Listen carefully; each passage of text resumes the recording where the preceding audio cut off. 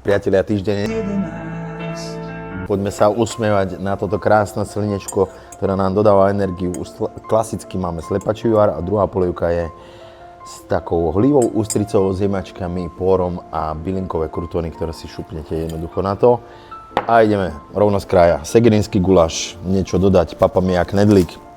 To si necháme na neskôr, ale máme tu zemiakové pyré, na ktorom sedia líčka bravčové, koreňová zelenina, demáčik, trošku pažitky. Cestoviny, naše kasareče, altóno, chrumkavá, cibulka, parmezán, niečo dodať. Toto si dám na obed dnes, kurácie, kari.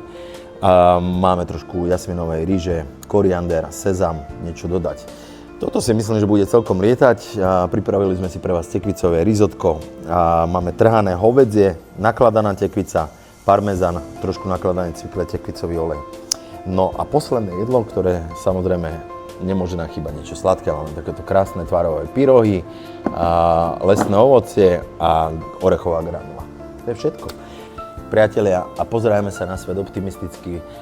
Váš problém môže byť niekoho sen. To je motto na tento týždeň a ja vám prajem krásny slnečný týždeň. Majte sa pekne. Čakáme na vás, Papamia.